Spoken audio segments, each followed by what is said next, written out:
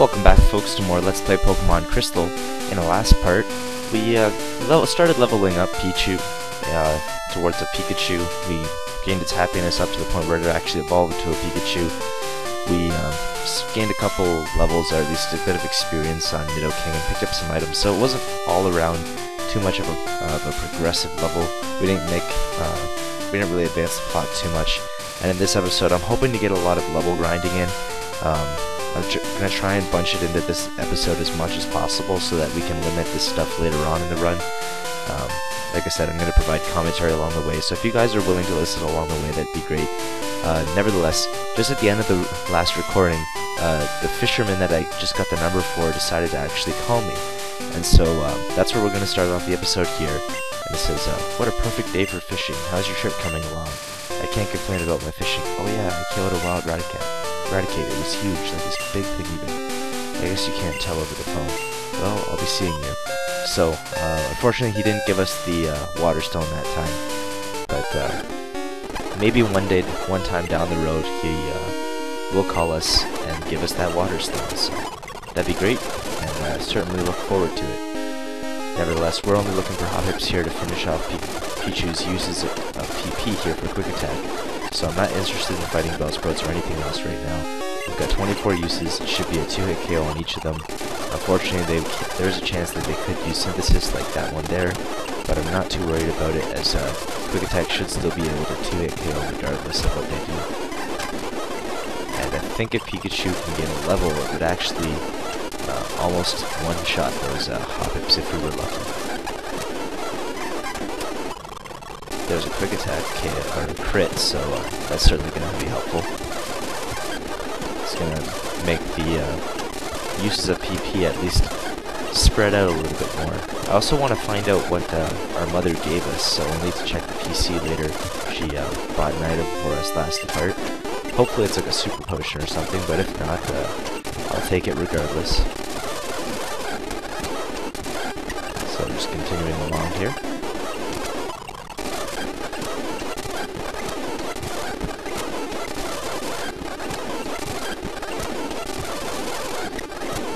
Fighting as many Hoppips as we can. Unfortunately, the encounter rate isn't the best in this area, as we've found. At least it's slightly better than one of the first routes that we encountered on our journey here.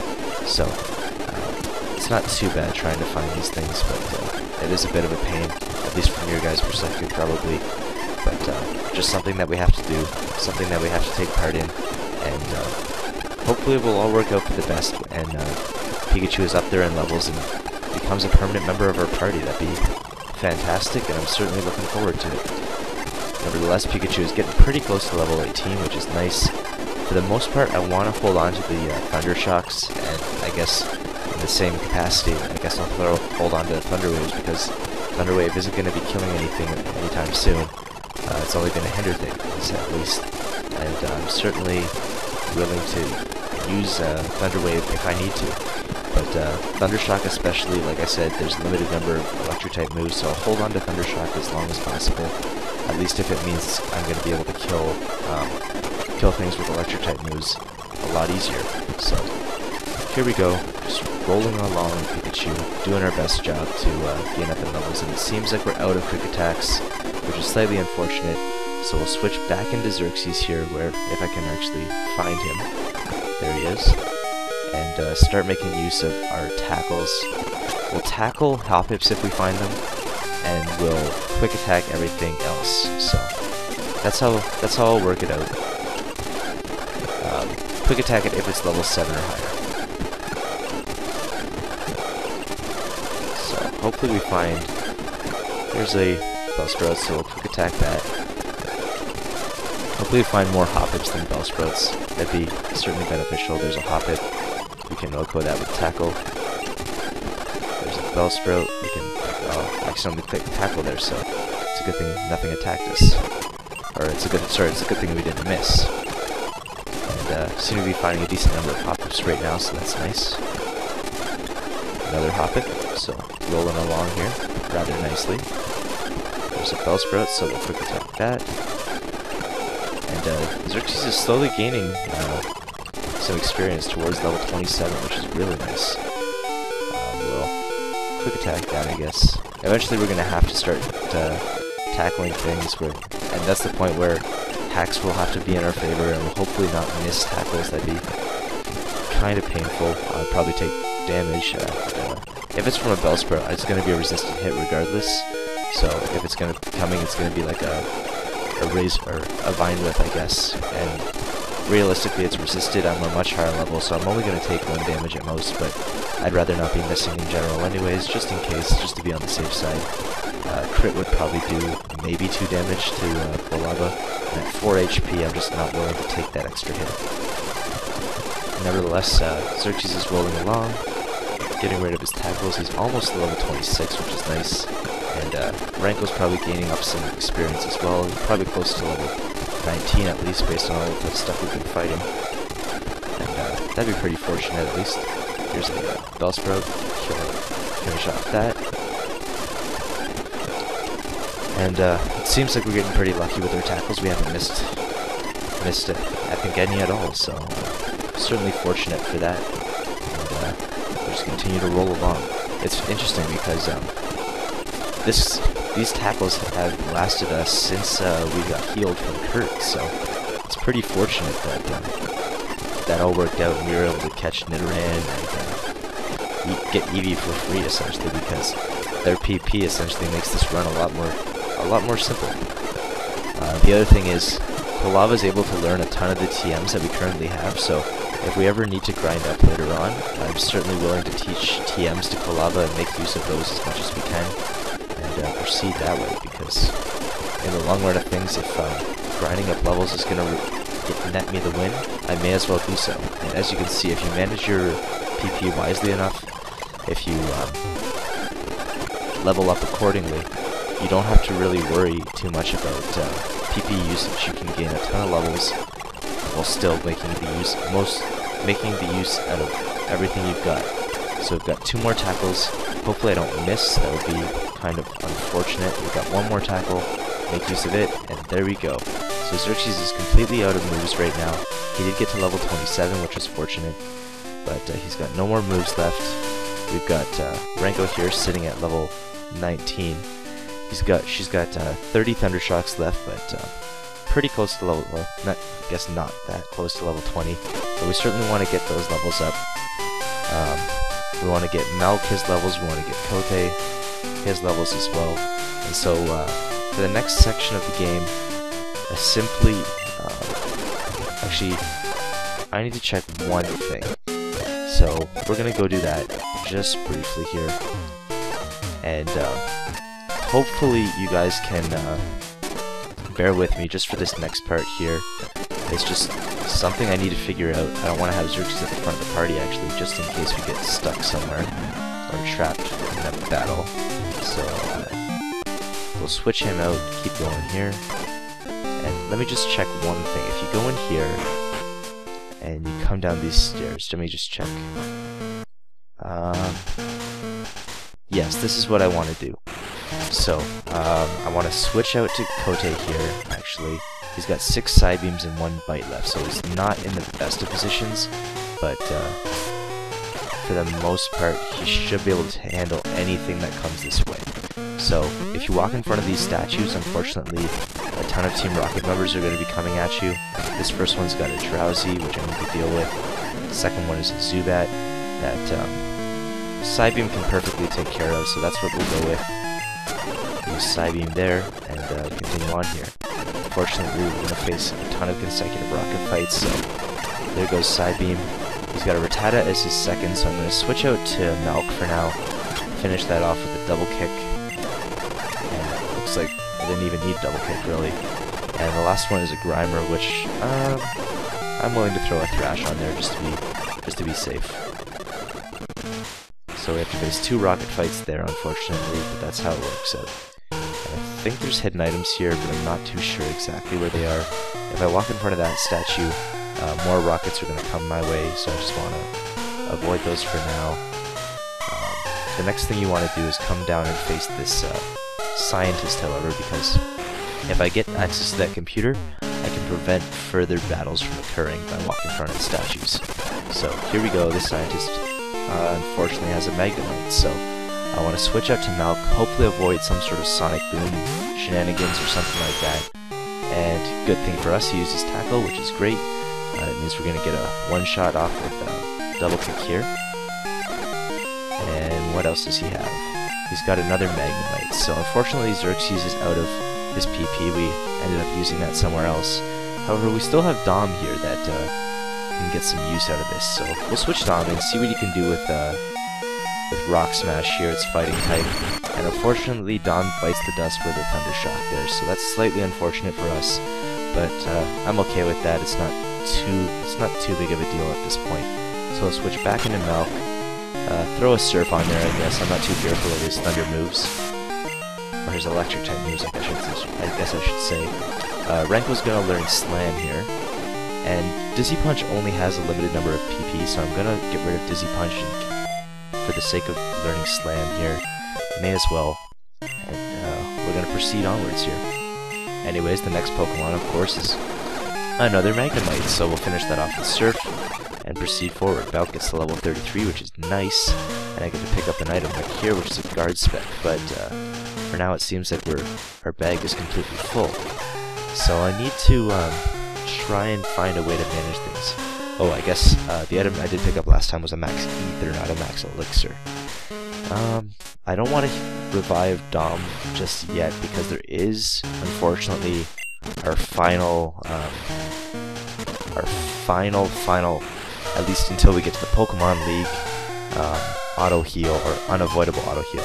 So we're going to press that secret switch there, and what that's going to enable us to do is to freely walk through these statues here.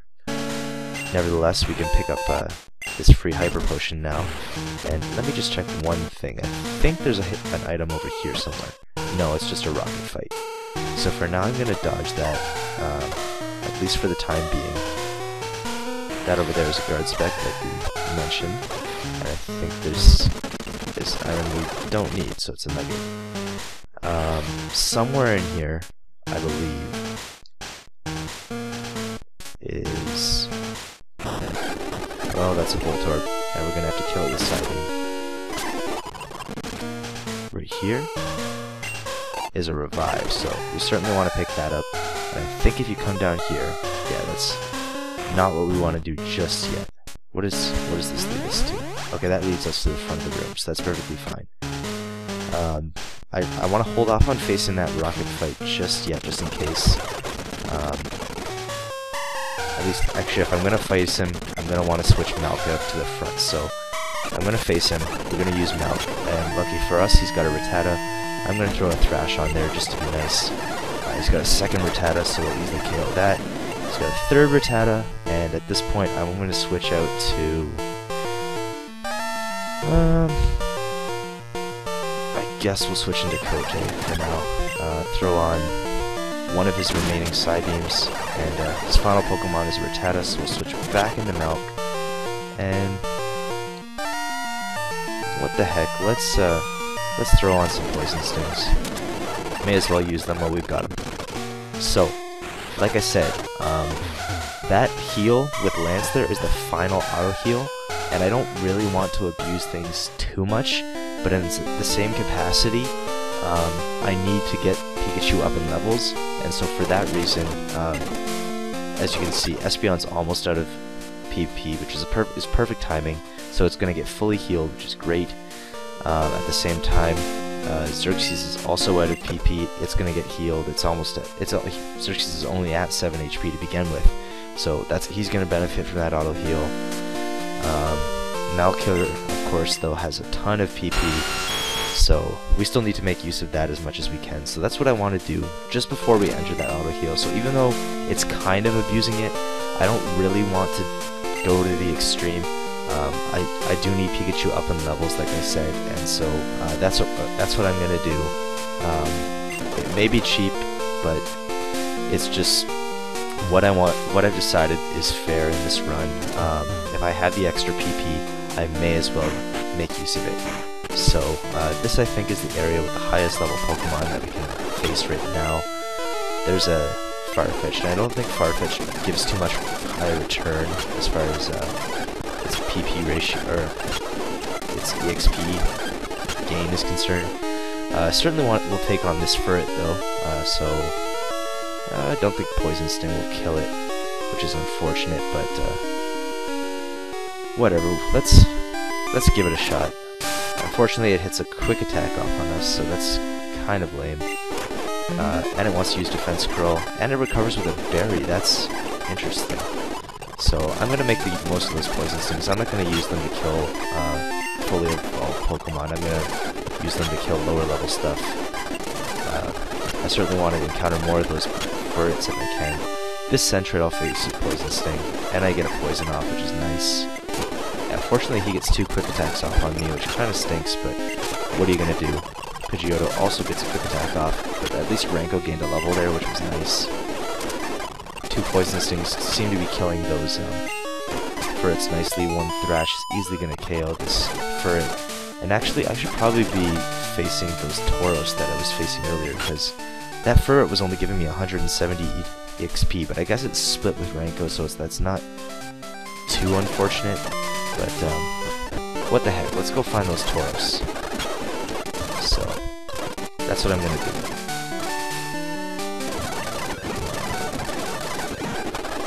Oh, there's a Seaking. I guess I could probably kill that with Thrash, but I don't know what Seaking's EXP return is, but I do know that we certainly will benefit from facing Tauros. So that's what I'm gonna do here. So hopefully we can find some without too much trouble. They seem to have a really nice EXP gain, like 400 something per, and I'm willing to throw some Thrashes and Surfs on them if that means some additional EXP. So there's the Tauros. I'm pretty sure Thrash will kill, and it does. So that's nice. 195 EXP. So yeah, like I said, that battle with the Furret, I guess, was kind of skewed by the fact that we do have that EXP share sitting on Ranko there. So in the long run of things, I'm not really gaining too much by using up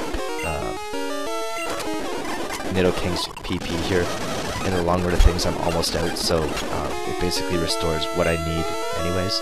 I'm going to throw a Surf on this Miltank here, because Miltank doesn't have as good special defense as it does defense. And Miltank is basically like facing an extra Tauros. Let's see here. Here's another Miltank.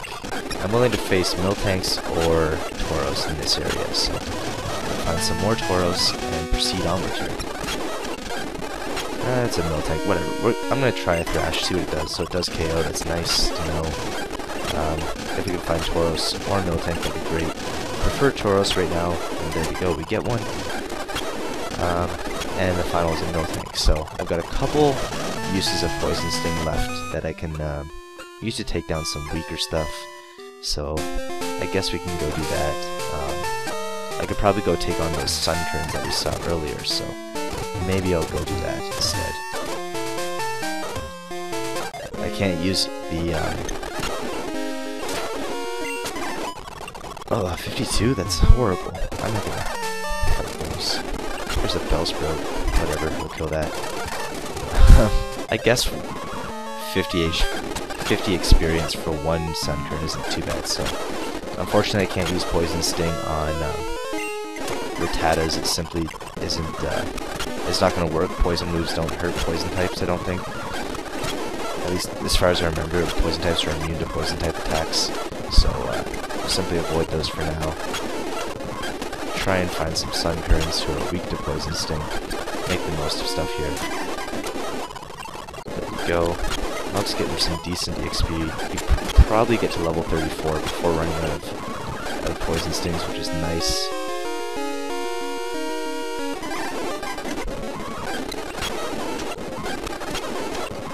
Come on here, Ralph, just finish up the levels.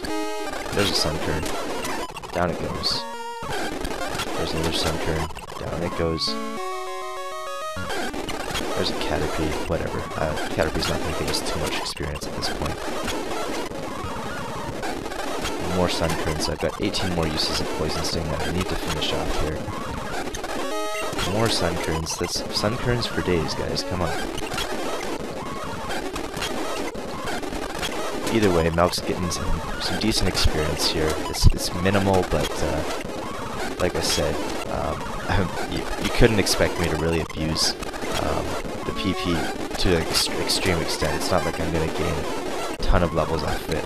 I accidentally attacked a Nidoran there, but that's perfectly fine. We're almost done with our using Poison Stings here, and I'm about to go take that auto heal there. I guess that means I could probably use up the Thunder Shocks on Pikachu anyways, so it's not too big of a deal. How did that Poison Sting not kill that Pidgey for some reason? Whatever, I'm not too worried about that. Either way, Fisherman called us. He picked up a little thing at the water's edge, so that means he's got our Water Stone, so we're going to want to go stop by him before we head back to Mahogany Town. So that's what we're going to want to do. More Pidgeys for days.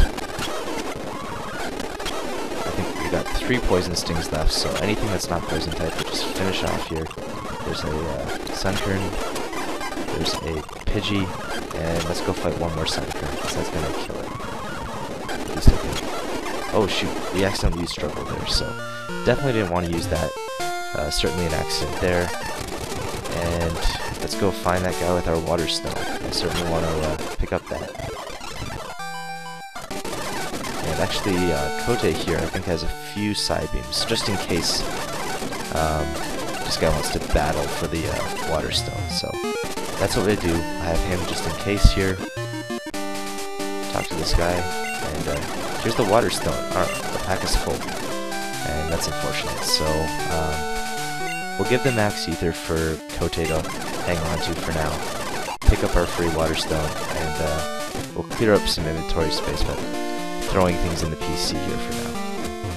So, Andrew's PC, we'll deposit the Water Stone at least for now. And actually, let me just see what our mother picked up for us. We already had a Sunstone, we already had Nice Berry, Mystery Berry, we had a PP up. Our Max Ether, I didn't know we had 2 in there. I guess she picked us up a Moonstone, so that's pretty fortunate, pretty nice of her. I'm going to deposit the Max Ether, I guess, if we have one. Let's see. No. I guess I already did that? There's 2 Max Potions there. I guess I already did that, so in the meantime, I'll deposit this elixir. Oh, I threw the Max Ether on Kote. I just realized. I just put that on him, and I completely forgot about it. So we'll certainly deposit that in there if we already have 2 others in there as well. And for now, I think we have at least a couple open spots in our inventory, so that's pretty convenient. Looking at our party, Espeon has 2 side beams left, not very great. Quilava here has used up his PP, Nidoking's used up his. Sudowoodo is dead, unfortunately, by my mistake. And I think it got critted too, so that was kind of unfortunate. And he still has a ton of PP usage there. And Chinchou here, I guess we could probably use his PP as well. But like I said, I don't want to go too far to the extreme here. It's just, I'd like to abuse things if I could, but it just seems like too much abuse. So what we're going to do is I'm going to move Ranko up to the front of the party here, and I'm going to try and fight some lower level water-type Pokemon here. Hopefully we don't encounter too many Seekings or anything like that. Here's a Goldeen, and we'll see how much damage Thundershock can do here. We get a Parahax, and we get fully paralyzed on Goldeen there, which is nice, so Ranko certainly will gain some extra levels from using his Thundershocks here. Looks to be a 2-hit KO with Thundershock there. I don't want Ranko to die though, so hopefully, well, there's a 1-hit KO for that Goldeen there. So it's pretty convenient. If Goldeen wants to use Taillow, I'm perfectly fine with that, especially if we can guarantee a 2-hit KO. And Pikachu was kind of close there to dying, so what I'm actually going to do here is I'm going to switch Malk out to the front of the party, just so we can surf across here safely. And I'm going to try and find some... actually, here's a water area. We'll see what this water area can give, not Kote, Ranko. There we go. We'll see what Ranko can fight in this area here. Here's a level 15 gold lead, so I thought I could one KO that, but I guess not. Level 19 though, I don't want to face. There's a Meryl. Let's see what Meryl can do to us. We get a crit with Thundershocks, that's pretty convenient. Level 23 Meryl I certainly don't want to face though. Level 21, whatever, let's try this level 21, see what we can do. Thundershock almost 1 hit KOs, but that's a crit. And so, we certainly wouldn't have done too much there. So, I don't like how those, Meryls are treating us. Certainly really high level. This Goldeen we should be able to 1-hit KO, which we do. And it seems like Goldeens are giving us a higher EXP output as well, so I'm gonna try and face lower level Goldeens if I can.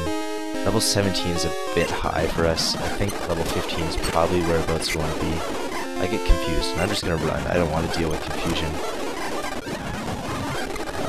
Level 16, let's try this. We don't get the KO, and she gets a crit peck, which is kind of unfortunate. Pikachu's almost ready to bite the dust there, so that kind of stinks. But nevertheless, Ranko is gaining up in levels here. There's a Seeking, and that would have probably wrecked us, but it would have been a nice thing to gain some XP off if we could kill it. If we had more HP right now, I probably would face it, but for now, I just want to be safer than sorry.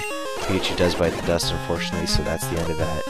And that's the end of us using up Pikachu's PP, so now I'm going to go get the full heal from Lance, and that'll be the end of this episode.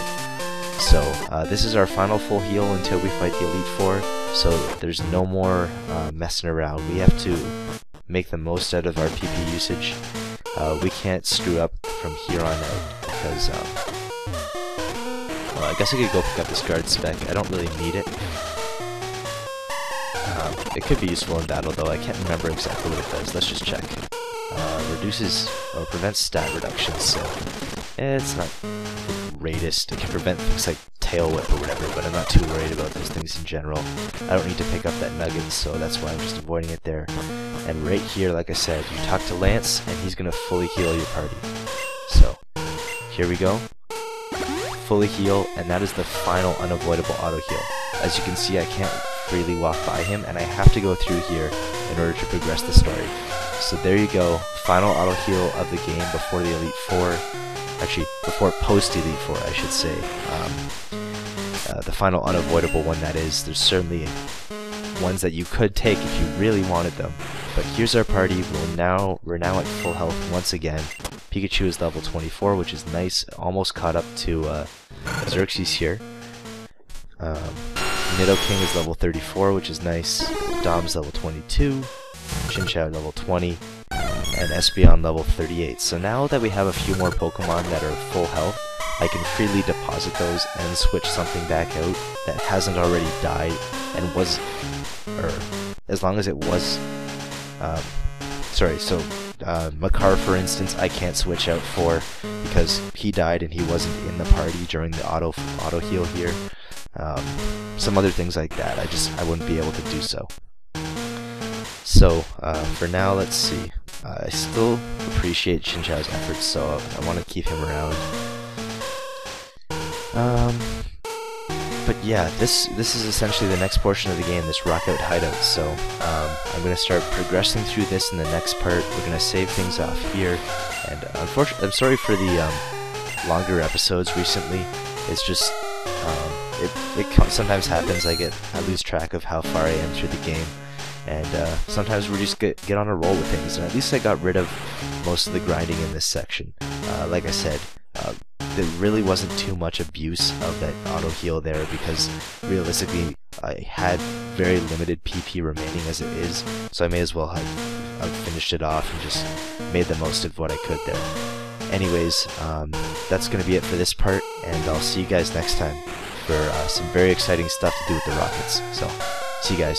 Peace.